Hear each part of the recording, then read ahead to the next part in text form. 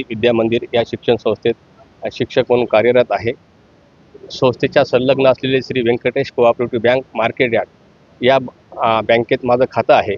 या खात्यावर रुपये 14 लाख रुपये संचालक मंडळ यांनी बोगस सह्या करून काढलेलं आहे। याबाबत मला माहिती मिळाली होती। ते माहितीच्या आधारे मी त्यांना विचारणा केली, त्यांनी मला माहिती दिली नाही।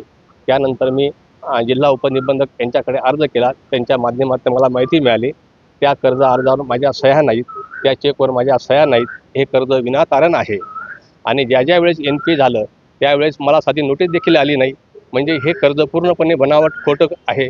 आणि या ठिकाणी संचालक मंडळाने स्वतःच्या अधिकारात शिक्षण संस्थेचा व बँकेचा पदांचा गैरवापर करून हे कर्ज काढलेलं आहे।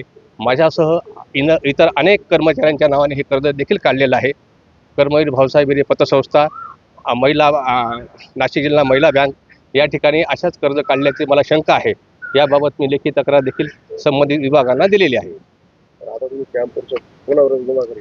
मी कॅम्प पोलीस स्टेशनमध्ये म्हणजे बँकेचे चेअरमन जे आहेत अद्वै प्रशांत हिरे, त्याच्यानंतर प्रशांत व्यंकटराव हिरे आणि अपूर्व प्रशांत हिरे व इतर अशांवर मी FIR दाखल केलेली आहे। काय मागणी आहे त्याच्यात माझं जे बनावट कर्ज यांनी काढलं असेल त्यांची सखोल चौकशी होऊन दोषींवर कडक कारवाई व्हावी। कुठल्याही राजकीय दबावाच्या बळी न पडता पोलीस डिपार्टमेंटने संपूर्ण सखोल चौकशी करून योग्य ती कारवाई करावी ही त्यांना माझी नम्र विनंती राहील। मालेगाव येथील कॅम्प पोलीस स्टेशनमध्ये आज माझ्यावर आणि माझ्या कुटुंबियांवरती एक गुन्हा या ठिकाणी दाखल करण्यात आला आहे, ज्याच्यामध्ये व्यंकटेश बँकेच्या मार्फत दिल्या जाणाऱ्या कर्जांच्या बाबतीत त्या तक्रारदाराने हरकत घेतली आहे। खरं तर जे काही सगळे कर्ज आहेत हे नियमानं आणि नियमित दिलेले आहेत। हे सगळे कर्ज फिटून त्याला वर्ष 2 वर्ष 6 महिने असा कालावधी सुद्धा होऊन गेलेला आहे। आणि त्यामुळे ज्या वेळेला त्यांची जर तक्रार होती तर कर्ज चालू असताना त्यांनी का तक्रार केली नाही। आणि त्यामुळे हे आज सगळं उद्या सकाळी मी जो भारतीय जनता पक्षामध्ये प्रवेश करतोय त्या प्रवेशाला भीतीपोटी माझ्या विरोधकांच्या पायाखालची आज वाळू सरकली असं दिसतंय आणि त्या भीतीपोटी त्यांनी घेतलेला हा निर्णय।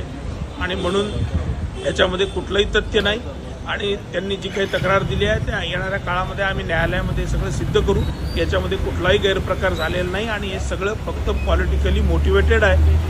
असे कुठलेही गुन्हे आपल्याला माहिती आहे हे राजकीय दबावानं दाखल होतात आणि त्यामुळं याच्या मागे मोठा राजकीय दबाव आहे आणि म्हणून हे सगळे गुन्हे दाखल झालेले आहेत। आणि मला खात्री आहे की येणाऱ्या काळामध्ये या सगळ्यामध्ये न्यायालयात आम्ही दाद मागणार आहोत आणि त्याच्यात आम्हाला न्याय मिळेल। धन्यवाद।